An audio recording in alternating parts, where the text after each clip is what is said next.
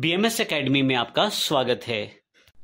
Hello friends, triple C की इस series में आपका स्वागत है। मेरा नाम है वरिंदर सिंह। पिछले सेशन में हमने जानकारी ली थी कंप्यूटर के एवोल्यूशन के बारे में, जिसमें हमने कंप्यूटर किस प्रकार से बना, क्या क्या उसमें स्टेप्स आए, इनकी जानकारी ली। इस सेशन में हम बात करने वाले हैं जनरेशन्स ऑफ कंप्यूटर। कंप्यूटर की कौन कौन सी जनरेशन रही है, किस तरह से कंप्यूटर विकसित हुआ है अलग अलग टेक्नोलॉजी के रूप में, उसकी जानकारी हम इस सेशन में लेने वाले हैं। मैं आपको बता दूं, एग्जाम में काफ़ी सारे क्वेश्चन इससे पूछे जाते हैं कि कौन सी जनरेशन में कौन सी टेक्नोलॉजी यूज़ की गई और किस किस तरह के कंप्यूटर एग्जाम्पल्स उस जनरेशन में मिलते हैं। तो आइए इन सब चीज़ों की जानकारी हम लोग लेने वाले हैं इस सेगमेंट, इस उदाहरण में। तो सबसे पहले शुरुआत करते हैं जनरेशन ऑफ कंप्यूटर में फर्स्ट जनरेशन, जो 1946 से 1956 तक रही।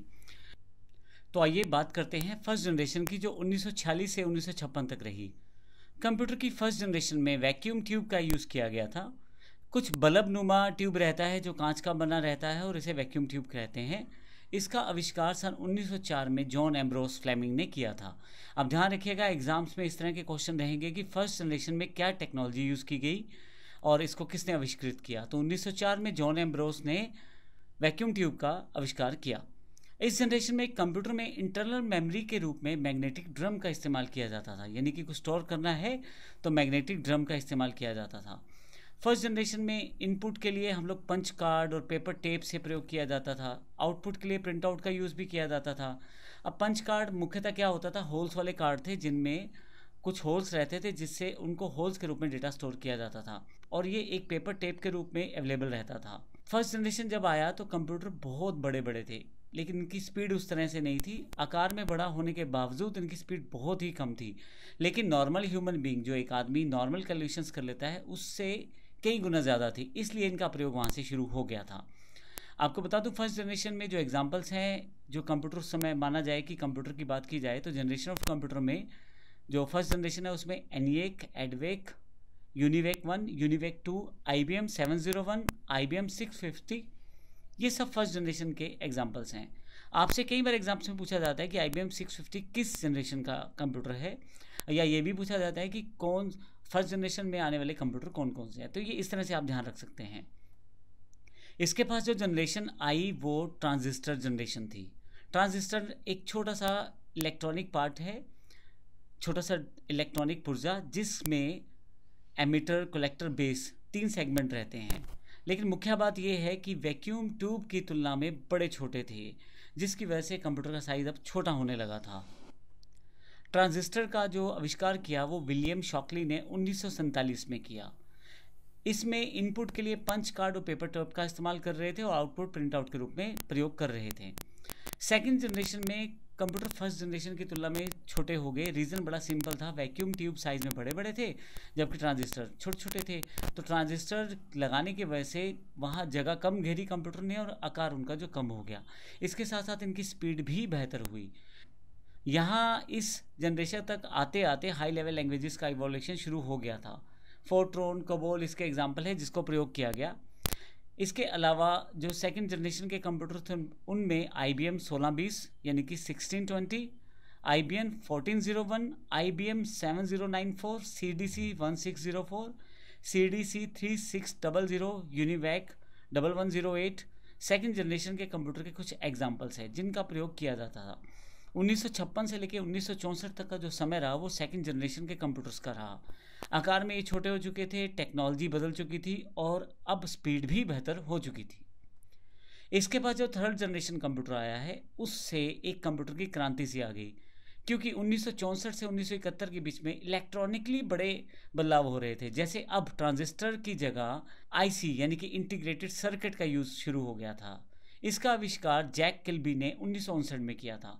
अब मैं आपको बता दूं, बहुत सारे ट्रांजिस्टर की जगह एक IC का प्रयोग किया जाता है। अब ऐसे केस में कंप्यूटर का साइज और छोटा होना शुरू हो गया था। अब मैग्नेटिक कोर्स का जो प्रयोग किया जा रहा था वो प्राइमरी मेमोरी के रूप में, और मैग्नेटिक टेप का जो यूज़ किया जा रहा था वो सेकेंडरी मेमोरी के रूप में किया जा रहा था। इस जनरेशन के कंप्यूटर में एक खास बात और थी कि अब कीबोर्ड और माउस का प्रयोग होना शुरू हो रहा था। आउटपुट को शो करने के लिए मॉनिटर का इस्तेमाल किया जाने लगा था, क्योंकि इलेक्ट्रॉनिकली चीज़ें जुड़ चुकी थी। इलेक्ट्रॉनिकली हम लोग काफ़ी आगे आ चुके थे फर्स्ट और सेकंड जनरेशन के बजाय। इस पीढ़ी में या इस जनरेशन में हाई लेवल लैंग्वेज जैसे फोर्ट्रॉन, कोबोल, पास्कल, एल्गो का यूज़ होने लग गया था। कंप्यूटर में ऑपरेटिंग सिस्टम का एवोल्यूशन भी हो चुका था, जिसमें IBM 360 सीरीज़ आ चुकी थी, Honeywell 6000 series, personal data processor IBM 370, 168, TDC 316, ये थर्ड जनरेशन के कंप्यूटर के कुछ एग्जांपल्स हैं। तो एक आईसी में काफ़ी सारे ट्रांजिस्टर का कार्य हो सकता था। इस वजह से अब कम घेरनी जगह शुरू की कंप्यूटर ने, और साथ ही आपके पास एक बेहतर स्पीड वाला कंप्यूटर अवेलेबल हो चुका था थर्ड जनरेशन आते आते। अब हम बात करते हैं फोर्थ जनरेशन की। 1971 से लेकर 1980 तक फोर्थ जनरेशन अवेलेबल हो गई। इस जनरेशन में कंप्यूटर में VLSI, very large scale integrated chips का प्रयोग किया गया। Very large scale integrated chips को माइक्रो प्रोसेसर भी कहा जाता है। VLSI सर्किट एक सिलिकॉन चिप पर बना होता है, लेकिन इसमें 5000 ट्रांजिस्टर और अन्य सर्किट्स को भी हम शामिल कर सकते हैं, इसीलिए इसे माइक्रो प्रोसेसर कहा जाता है।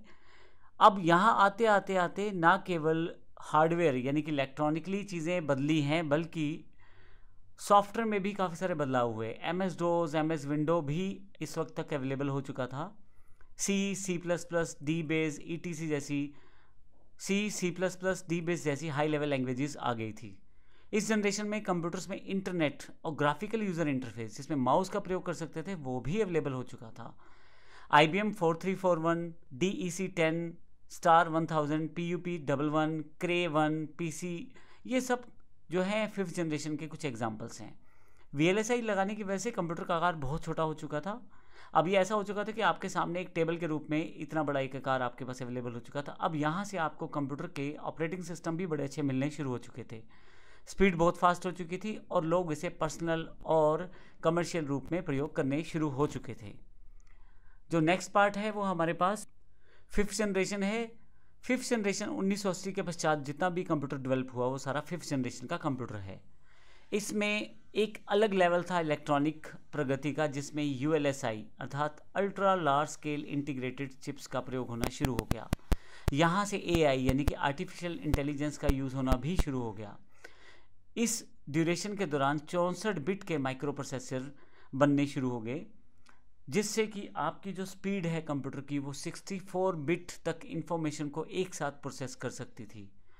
1980 के पश्चात C++, जावा जैसी हाई लेवल लैंग्वेजेस अवेलेबल हो गई, जिससे प्रोग्रामिंग बड़ी आसान हो गई। इसके साथ इलेक्ट्रॉनिकली डेवलप हो गया कंप्यूटर, क्योंकि 64 बिट माइक्रो प्रोसेसर आ चुके थे। यहाँ आते आते इंटरनेट, ईमेल और WWW अर्थात वर्ल्ड वाइड वेब भी विकसित हो गया।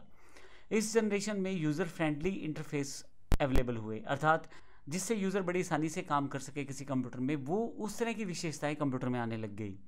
अब आपके पास desktop, laptop, notebook, ultra book, chrome book, ये इसी जनरेशन के एग्जाम्पल्स हैं। अभी हमारे पास जो कंप्यूटर फिफ्थ जनरेशन से पूरे प्रभावित हैं और इतने फास्ट कंप्यूटर हो चुके हैं कि हम छोटे छोटे जो कंप्यूटर्स हैं या जो अब इतने फास्ट हो चुके हैं कंप्यूटर कि हमारा काफ़ी मुश्किल काम बड़े आसानी से संभव कर देते हैं। बड़ी बड़ी मुश्किल कैलकुलेशंस बड़ी आसानी से सॉर्ट आउट हो जाती हैं। बड़ी बड़ी जो कार्य हैं वो कंप्यूटर की सहायता से कर दिए जाते हैं। इवन काफ़ी सारी मशीन्स को कंप्यूटर से ऑपरेट कर लिया जाता है, और साइज़ में बड़े छोटे। एक नोटबुक का साइज़ बड़ा सिंपल, हाथों में आने वाला साइज़ है, आप कहीं भी लेके जा सकते हैं। तो इस तरह से हमारी ये जनरेशन है कंप्यूटर की, जिनको हमने देखा। CCC में इन जनरेशन्स को क्वेश्चंस काफ़ी सारे पूछे जाते हैं, और फुल फॉर्म्स का भी ज़रूर ध्यान रखें, जैसे ULSI है या VLSI है। तो इस तरह की चीज़ें आपसे पूछी जाएंगी। अब इस सेशन में हमने अपने कंप्यूटर जनरेशन्स को ख़त्म किया है। अगले सेशंस में हम देखेंगे कंप्यूटर के फीचर्स क्या हैं। कंप्यूटर जब इस्तेमाल करते हैं तो उसके कौन कौन से पहलू हैं जिन्हें हमें जानना ज़रूरी है। धन्यवाद।